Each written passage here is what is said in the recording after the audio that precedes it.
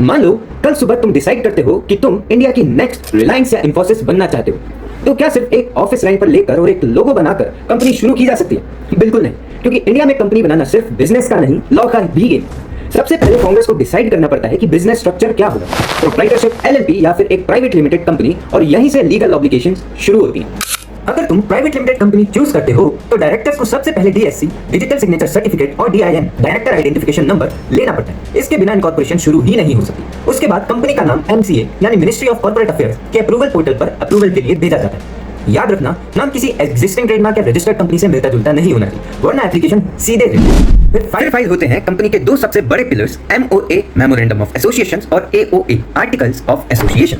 ये documents company का constitution होते हैं जो डिफाइन करते हैं कि कंपनी क्या काम करेगी और फाउंडर्स के राइट्स क्या होंगे। जब आरओसी यानी रजिस्ट्रार ऑफ कंपनी सब वेरीफाई करके अप्रूवल दे देता है, तब इशू होता है तुम्हारा सर्टिफिकेट ऑफ इनकॉर्पोरेशन और कंपनी ऑफिशियली एक सेपरेट लीगल पर्सन। यानी लॉ की नजर में कंपनी और उसके ओनर्स अलग है। कल को अगर कंपनी पर कर्जा हो जाए या लॉसूट आ जाए तो शेयर होल्डर्स की पर्सनल एसेट्स एकदम सेफ रहेंगी।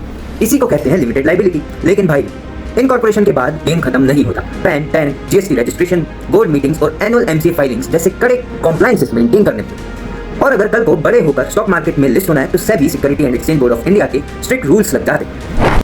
इसीलिए इंडिया में कंपनी बनाना मुश्किल नहीं है, मुश्किल है उसे लीगली कंप्लायंट रखना। क्योंकि एक सक्सेसफुल बिजनेस सिर्फ प्रोडक्ट्स और प्रॉफिट पर नहीं, लॉज, रेगुलेशंस और स्ट्रॉन्ग गवर्नेंस पर चलता है। क्योंकि बॉस, कंपनी एक आइडिया से शुरू होती है, लेकिन लॉ ही उस आइडिया को एक लीगल एम्पायर में कन्वर्ट करता है। ऐसे ही रियल वर्ल्ड लॉ और बिजनेस ब्रेकडाउन के लिए फॉलो करो लीगल एक्विटी को। And thank you so much for watching.